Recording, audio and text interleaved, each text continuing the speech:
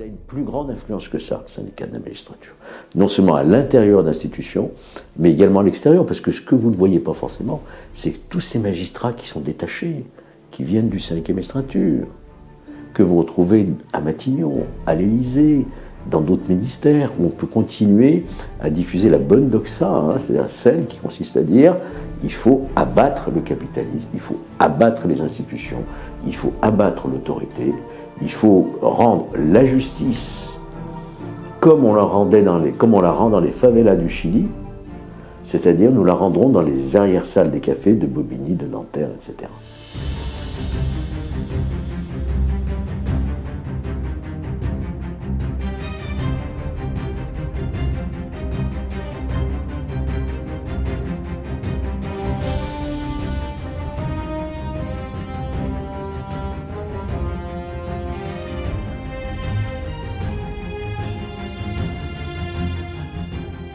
Merci Georges Fenech d'avoir accepté cet entretien. Alors vous êtes ancien magistrat, vous êtes député honoraire, vous avez été magistrat en Rhône-Alpes, puis à Bobigny, si je ne me trompe pas. Vous avez présidé l'association professionnelle des magistrats de 96 à 98 et dirigé la Miviludes, c'est comme ça qu'on dit ? La Miviludes. Miviludes, voilà, mission interministérielle de vigilance et de lutte contre les dérives sectaires, de 2008 à 2012.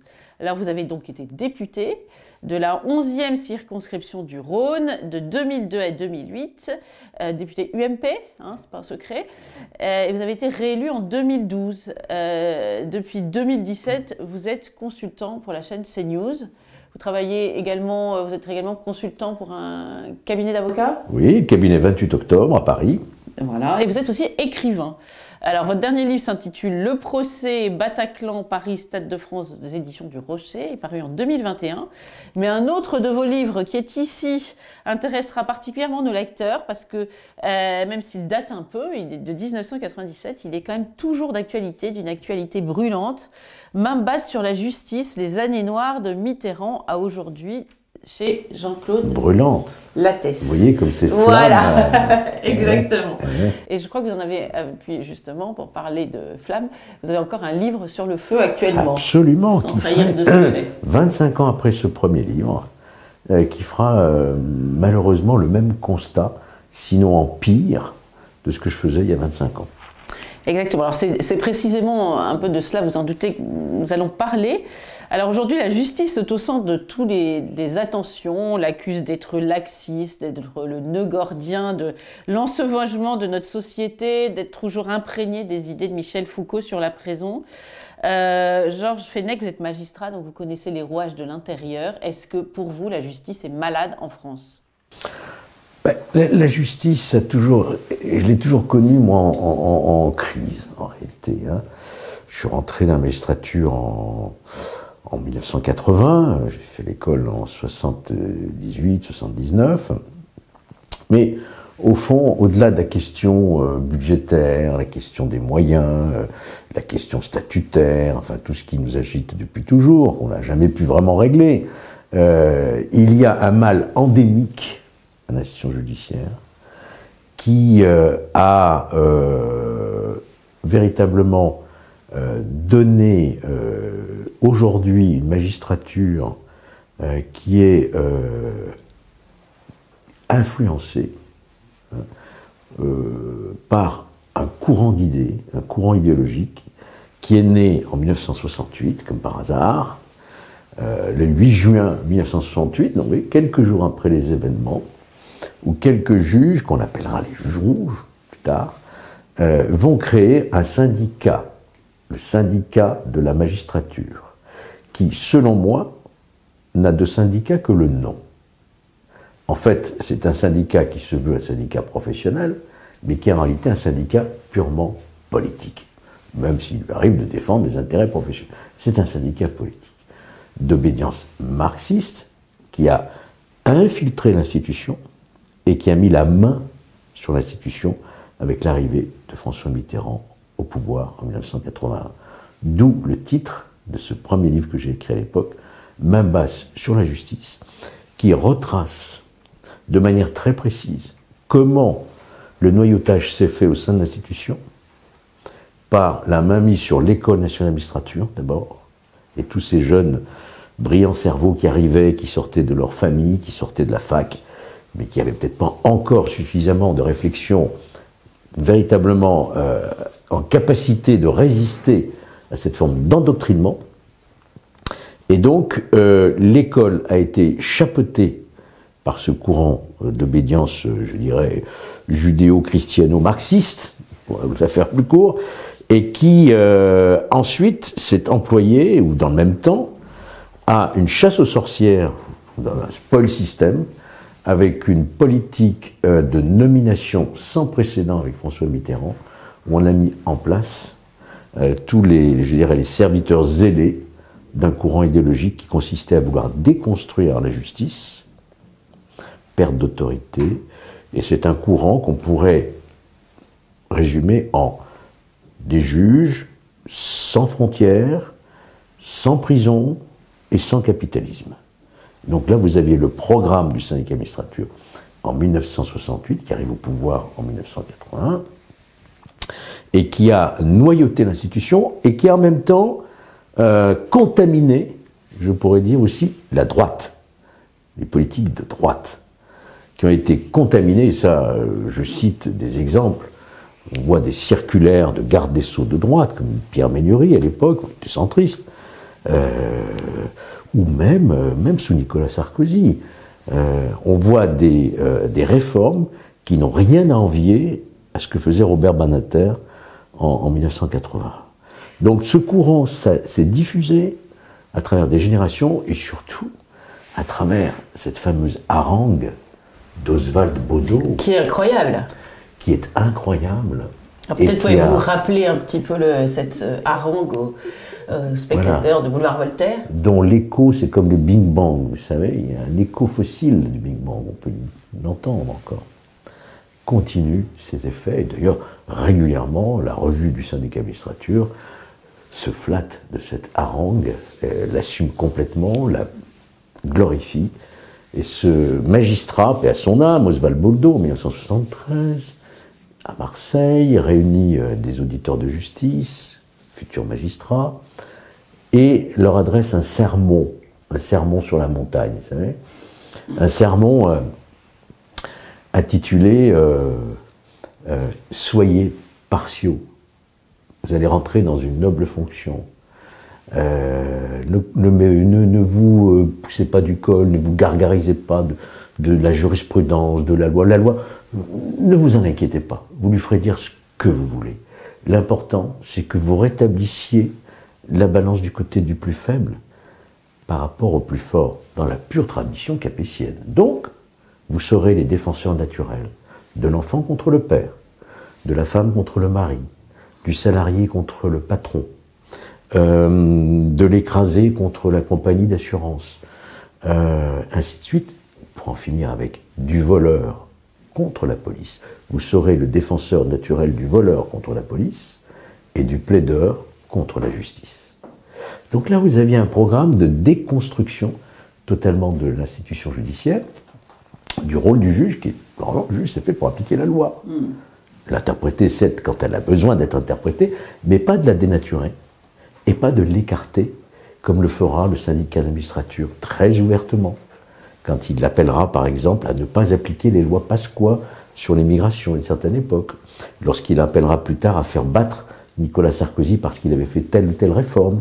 Et donc c'est un syndicat qui s'associe d'ailleurs avec toute la mouvance, disons, de gauche, depuis Act Up, SOS Racisme, la Ligue, etc., et qui avance en meute pour déstabiliser tout ce qui va à l'encontre de ce programme de déconstruction auquel on assiste aujourd'hui tous les jours, puisque la justice est en faillite totale, et sur le plan matériel, mais aussi sur le plan moral, que la justice ne remplit plus ses missions, qu'elle tourne à vide, que les sanctions ne sont totalement dévitalisées, et d'ailleurs, c'est un objectif affiché depuis toujours par le syndicat de magistrature, c'est d'arriver à l'abolition totale de toute forme d'emprisonnement. C'est dans leur programme.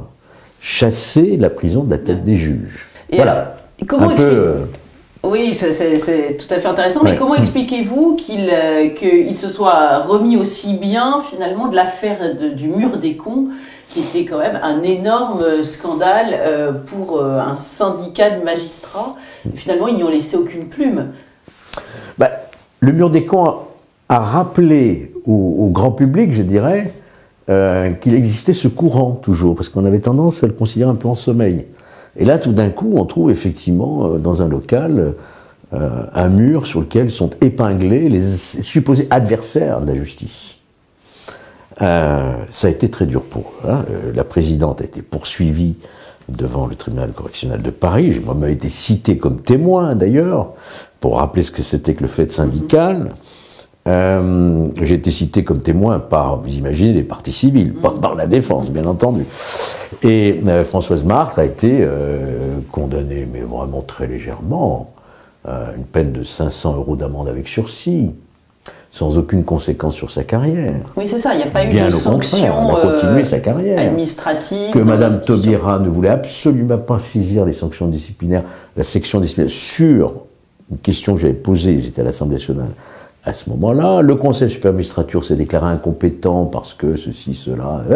Et donc, au fond, les responsables du syndicat d'époque s'en sont très très bien tirés. Ils ont revendiqué ce qu'ils ont considéré comme un jeu potache, un petit peu, voilà, comme un jeu de fléchette. Vous savez, quand vous envoyez la fléchette sur le général Schmitt parce qu'il a créé une association pour défendre la mémoire de sa fille assassinée par un violeur, un assassin, et pour lutter contre ce genre. Pareil pour Jean-Pierre Escarfaille, dont la fille de 20 ans, la petite Pascale, était la première victime de Guy Georges. Il s'est retrouvé sur le mur des cons, parce qu'il avait créé une association. Et donc, ils se sont mis un petit peu en sourdine. Il y a eu des élections professionnelles où ils ont effectivement enregistré un recul assez sensible. Et puis... et là, cette année, ils ont retrouvé des scores historiques. C'est-à-dire 33%, autour de 33%, ce qui est énorme, ce qui fait beaucoup pour un corps de 8000 magistrats, mais qui ne correspond pas véritablement, je dirais, à l'influence. Il a une plus grande influence que ça, le syndicat de la magistrature. Non seulement à l'intérieur d'institutions, mais également à l'extérieur, parce que ce que vous ne voyez pas forcément, c'est que tous ces magistrats qui sont détachés, qui viennent du syndicat de la magistrature, que vous retrouvez à Matignon, à l'Élysée, dans d'autres ministères, où on peut continuer à diffuser la bonne doxa, hein, c'est-à-dire celle qui consiste à dire il faut abattre le capitalisme, il faut abattre les institutions, il faut abattre l'autorité, il faut rendre la justice comme on la rend dans les favelas du Chili, c'est-à-dire nous la rendrons dans les arrière-salles des cafés de Bobigny, de Nanterre, etc. Alors je vous dis, ce livre, il est très argumenté. Je ne veux pas en faire la promotion parce qu'il n'est plus en vente depuis, encore qu'on peut se le procurer. Mais c'est pour vous dire que tous les éléments que j'ai fournis à cette époque où je présidais mon syndicat, ce qui m'a valu d'ailleurs des retours de bâton, mais je n'ai eu aucun procès. Pourtant, tous les noms sont cités, voilà, parce que j'étais argumenté sur leurs déclarations, leurs motions. Je n'ai fait que reprendre la réalité de ce. C'est pour ça que la justice et que le pays va mal, si vous voulez. Parce que vous ne pouvez plus expulser un étranger, et ça je vous dirai comment les juges s'y sont pris, parce que la délinquance, la récidive, on sait ce qu'il en est, quoi. Alors, votre livre parle des années noires de Mitterrand à aujourd'hui, mais entre Mitterrand et aujourd'hui, la droite est revenue au pouvoir. Pourquoi n'a-t-elle pas réussi, vous étiez proche de Nicolas Sarkozy, je crois, pourquoi n'a-t-elle pas réussi finalement à réformer en profondeur la justice? Alors là, j'ai une propre lecture de tout cela. On n'est pas obligé de la partager. Pour moi, les politiques ont battu en retraite. Ils ont eu peur. Face à un pouvoir conquérant, à travers le fantassin du syndicat de magistrature, c'est-à-dire le juge d'instruction, qui va s'en prendre à toutes les élites économiques, politiques, financières. La lutte contre la délinquance de droit commun, ça ne nous intéresse pas. La voie publique ne nous intéresse pas. Un vol à l'arraché, ça n'est qu'une redistribution sauvage des richesses. Le discours que j'entendais à l'école. Ce qui est important, c'est de lutter contre la corruption politique, la délinquance économique. Je ne dis pas qu'il ne faut pas lutter contre ça, mais il n'y a rien qui vaille d'autre que cela. Et donc les politiques se sont vus, ils ont commencé à se voir depuis Mitterrand d'ailleurs. Ça a été aussi Mitterrand, l'affaire Urbain, vous vous souvenez, tous les financements illégaux, parce qu'à l'époque il n'y avait pas de financement légal, financement prévu par la loi des partis politiques, et donc il y avait une espèce de laisser-faire, de corruption généralisée à l'époque, hein, ça concernait à tous les partis d'ailleurs.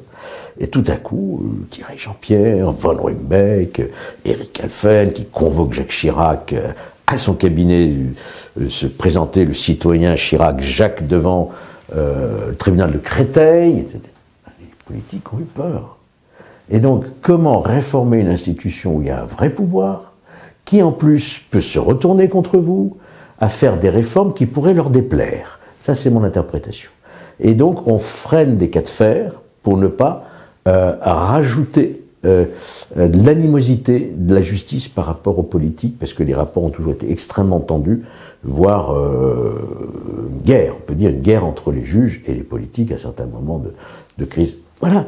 Donc, la gauche, évidemment, soutenait le programme, et la droite, un peu tétanisée, n'est pas allée jusqu'au bout des réformes qu'elle aurait dû faire.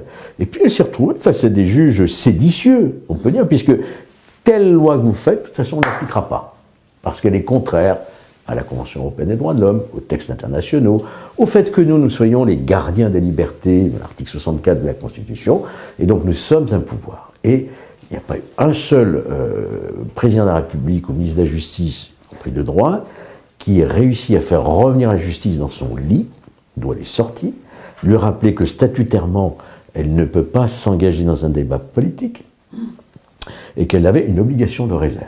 Voilà. Et donc, tout cela a fait qu'on a laissé prospérer un pouvoir que le général de Gaulle avait d'ailleurs perçu déjà en 1958, puisque dans la Constitution, il s'en méfiait, il avait mis un chapitre de l'autorité judiciaire. C'était pas le pouvoir, au sens de Montesquieu, c'était de l'autorité judiciaire. Voilà, parce que la justice n'a pas de légitimité, les juges n'ont pas de légitimité propre pour réécrire la loi. Si on peut prendre une comparaison avec les astres, je dirais, le politique a une légitimité solaire, issue du suffrage universel direct, et le juge a une légitimité lunaire, dérivée de cette lumière première, puisqu'on lui demande d'interpréter la loi. Mais il n'a pas à l'écrire, il n'a pas à la rejeter. Or, c'est ce qui se passe aujourd'hui. Par exemple, vous évoquiez le cas des OQTF, vous disiez que les juges avaient fait en sorte qu'ils ne puissent pas être appliqués, ou je vous ai mal compris? Alors, cette histoire de migrants et d'expulsion, qu'est-ce qui s'est passé? Moi, je fais le parallèle entre deux événements qui ont 22 ans d'écart, de distance. Je suis tout cela depuis quelques années. Je fais le parallèle entre ce qui s'est passé à l'église Saint-Bernard en 1996, dans le 18e arrondissement de Paris, et en 2022, l'affaire de l'Ocean Viking. Qu'est-ce qui s'est passé en 1996? Vous aviez 238, je crois, migrants, pakistanais, soudanais, de toutes les Érythréens, etc., qui réclament des papiers. Ce sont des clandestins. Refus. Et donc, ils investissent l'église Saint-Bernard, soutenue par Emmanuel Bénard, par Alain Krivine, enfin, toute cette... voilà. Et donc, ils investissent la paroisse, et certains font des grèves de la faim et tout, et ça va se transformer en véritable Fort Chabrol pendant 3 semaines, jusqu'à ce que Jean-Louis Debré, ministre de l'Intérieur, décide de l'évacuation et de la conduite de tous ces migrants en situation irrégulière dans un centre de rétention administratif à Vincennes, en vue de leur reconduite à la frontière. C'est l'application de la loi. Évacuation avec 1500 policiers, gendarmes, CRS, transfert au centre de rétention administrative. Mais là, qu'est-ce qui se passe au centre de rétention administrative? On est obligé d'appeler les juges de la liberté, de la détention, pour prolonger les rétentions administratives. Combien croyez-vous qu'il y a eu de prolongation et de maintien en rétention administrative? 0. C'est-à-dire que les juges ont trouvé tous les prétextes, des prétextes d'arguties juridiques, etc., pour les remettre en liberté, et ils ont tous été relâchés et ils ont tous été, ils se sont égayés dans la nature, et ensuite ils ont été régularisés à un moment ou à l'autre. L'Océan Viking, qu'est-ce qui s'est passé? Darmanin, ne vous inquiétez pas, bon peuple, dormez tranquille. Une fois qu'on les aura sur la commune de Gien, dans l'aéroport, la rade militaire de Toulon, ils seront reconduits à la frontière, ils seront reconduits à leur pays. Combien croyez-vous ont été reconduits dans leur pays? Personne. Peut-être 2 ou 3. Pourquoi? Parce que nos juges de l'église Saint-Bernard, vous les retrouvez, ce sont la même filiation idéologique, vous les retrouvez donc ici à Toulon, ils ne se sont pas du tout organisés, manifestement, et pareil, vous avez un juge par exemple qui a relâché tout de suite 17 migrants au prétexte que la commune de Gien n'était pas mentionnée sur le procès verbal. Et au bout du compte, on n'a pas les moyens, on n'a pas d'interprète. Bien sûr, vous n'êtes pas organisé. Et ils ont relâché tout le monde. D'ailleurs, Mme Eline Sirmarin, ancienne présidente du syndicat Magistrature, est venue se féliciter que M. Darmanin n'ait pas réussi son OPA sur la justice, que l'état de droit a triomphé et que tout le monde a été remis. Donc c'est une désorganisation organisée, selon vous? Mais regardez, il faut voir les choses telles qu'elles se sont passées. On aurait pu faire appel à des juges volants, à des greffiers, des interprètes. On avait largement le temps de s'organiser pour le faire. Et rien n'a été fait pour précisément constater une impuissance, en quelque sorte. Voilà. Donc, quelques décisions que prendra M. Gérald Darmanin, de toute façon, il va se heurter à ce pouvoir des juges qui, in fine, décident de ne pas appliquer la loi. Alors, comment se situe dans ce dispositif Éric Dupond-Moretti, qui n'est pas aimé des magistrats, bien que pourtant il semble partager un peu leur doxa sur certains points. Comment se situe Éric Dupond-Moretti? Il s'inscrit dans cette lignée de Pierre-Robert Badinter. D'ailleurs, c'était son premier coup de fil dès sa nomination. Il appelle Robert Badinter, sans doute aussi il appelé Christiane Taubira. Voilà. Donc il s'inscrit dans ce courant du gauche judiciaire abolitionniste aussi de la prison.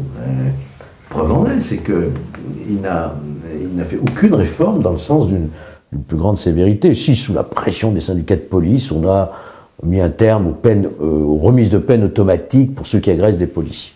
Il y a eu une pression telle que... Mais autrement, les peines planchées, elles ne sont pas là. La réforme de la délinquance des mineurs, c'est tout le contraire de ce qu'on aurait dû faire. Que vous dire encore, les courtes peines d'emprisonnement, évidemment, ont disparu. Voilà, donc il s'inscrit dans ce courant, je dirais, rousseauiste, angélique, et qui consiste à dire, au fond, le délinquant, il n'est pas responsable de ses actes, car il est la première victime d'une société qui produit des injustices sociales discriminantes. Il faut aussi régler et comprendre nos péchés coloniaux, comprendre toute cette jeunesse issue d'une immigration, et qui a quelques bonnes raisons quand même pour se rebeller. En fait, c'est une rébellion à travers la délinquance, c'est un acte progressiste en réalité, le fait de commettre un... C'est transgressif, mais en même temps, ça fait progresser notre société qui a tellement de choses à se reprocher. Donc, Éric Dupond-Moretti s'inscrit tout à fait dans cette mouvance, sauf que lui, il a une difficulté par rapport aux juges, parce qu'il les a tellement maltraités, mal considérés lorsqu'il était avocat de cour d'assises, qu'aujourd'hui, on lui rend un peu la monnaie de sa pièce, quoi. Exactement. Alors, demain, vous seriez garde des Sceaux, Georges Fenech. Ça risque pas d'arriver. On peut toujours faire de la science-fiction, de l'anticipation. Remarquez, Dupond-Moretti avait dit la même chose, monsieur, mais on sait jamais. Ça porte chance, peut-être, de le dire. Quel serait votre premier chantier? Est-ce que c'est réformable? Parce que tout ce que vous venez de dire a quelque chose de désespérant pour les Français. Quel serait mon premier chantier? Tout dépend si j'ai une latitude ou si je n'en ai pas. Parce que tout dépend évidemment de la volonté politique du chef de l'État. Si j'ai la latitude pour le faire, la première des choses que je fais, je supprime l'École nationale de la magistrature. Carrément. Carrément. Ça a été l'erreur d'avoir créé cette école. C'est Michel Debré qui l'avait créé en même temps que l'ENA, mais on l'a bien supprimé quasiment à l'ENA. Il faudrait refaire vivre ce qui existait avant l'école de magistrature, c'est-à-dire un centre d'études judiciaires, une espèce de tronc commun aussi avec les avocats. Parce que l'école a eu cet effet très négatif de produire une forme de corporatisme de juges jeunes, sans expérience de la vie, qui se retrouvent très jeunes à des postes de responsabilité avec un vrai pouvoir. Moi, j'ai été procureur à 24 ans. Donc, vous imaginez, c'est d'ailleurs un des rares systèmes, c'est pas la même chose aux États-Unis, les pays anglo-saxons, etc. Il faut recruter, régénérer le corps, recruter beaucoup plus davantage de la société civile, des anciens avocats, commissaires, notaires, juristes, chefs d'entreprise, qui viennent, et puis l'acte de juger n'est pas un acte techniquement difficile en soi, un minimum de connaissances. Ce qui est difficile, c'est d'avoir le bon jugement, le bon sens, l'équilibre, l'impartialité. Et ça, si vous voulez, ça ne s'apprend pas à l'école. Ça s'apprend par la vie. Donc la première chose que je ferais, eh bien, je transformerais l'École nationale de magistrature en un centre d'études judiciaires pour casser ce phénomène syndical et politique et corporatiste. Vous savez que la magistrature est le corps de l'État le plus endogamique de la société française. Ah oui. Oh oui, on se marie entre nous. On se connaît, on se rencontre à l'école, on se rencontre dans les stages, etc. Il y a vraiment une consanguinité. Vous imaginez les conséquences que cela a, notamment dans la soi-disant séparation entre le parquet et le siège, puisque on passe de l'un à l'autre. Moi, j'ai été procureur, j'ai été juge d'instruction, je suis devenu procureur, je suis devenu juge du siège. Donc, il n'y a pas cette clarté dans les fonctions de poursuite du parquet et de jugement, ce qui déséquilibre la défense qui se retrouve face à un procureur qui est très lié quand même au juge, même si en façade il ne l'est pas. Mais en fait, il a la même robe. Je parle souvent d'erreur du menuisier. Moi, ils sont à la même hauteur dans un tribunal et l'avocat est plus bas. Voyez-vous ? Donc, il faudrait peut-être rétablir cette erreur du menuisier du départ, faire en sorte que, comme dans les séries américaines, vous voyez très bien comment ça se passe, vous avez le prosécuteur qui est assis, l'avocat qui est assis à le même niveau, et votre honneur qui est en haut parce qu'il doit rendre la justice, voyez-vous. Donc tout cela, ça suppose véritablement, non pas une réforme, mais une révolution, quoi. Alors vous disiez tout à l'heure que les Je rêve là. Non mais c'est intéressant, on a le droit de rêver. On a le droit de rêver. On a le droit de rêver. Ouais. Vous disiez tout à l'heure que les juges en appelaient à la Cour européenne des droits de l'homme, va invoquer des instances supérieures. Est-ce que de fait, finalement, la France n'est pas ficelée, même si vous, homme de bonne volonté, vous étiez garde des Sceaux avec un président volontaire, vous ne seriez pas complètement pieds et poings liés par ces questions internationales, ces lois internationales? Oui, moi je pense que on peut légitimement se poser la question de notre maintien au sein de la Convention européenne des droits de l'homme, qui a quand même pris des décisions en dépit, d'abord en dépit de nos propres intérêts. Quand je vois qu'on n'a pas été, on a été condamné notamment parce qu'on avait expulsé un terroriste de nationalité algérienne, au prétexte qu'en Algérie, il risquait des mauvais traitements. Donc il est toujours sur notre territoire, il est toujours à l'hôtel, toujours à nos frais. Ça, c'est une décision de la Cour européenne des droits de l'homme. Donc, effectivement, on est autant, moi je suis pour l'adhésion aux grandes déclarations des droits de l'homme, l'ONU, etc., autant une juridiction qui soit, qui est véritablement un effet interne sur nos décisions. Là, il s'agit de notre souveraineté, quoi. On peut évidemment se poser la question de savoir si on ne doit pas dénoncer, d'une certaine manière, cette Cour européenne des droits de l'homme. Donc vous attendez des politiques ce courage? Il y en a qui le pensent, il y en a qui le disent, mais le feront-ils? Alors merci Georges Fenech de nous avoir fait rêver sur la justice. Alors quand sortira votre livre? Alors, donc la suite de celui-ci, un quart de siècle plus tard, ça ne nous rajeunit pas, j'espère, sortira au mois de mai prochain. Très bien, alors nous prenons rendez-vous et je suis sûre que les lecteurs de Boulevard Voltaire seront très intéressés.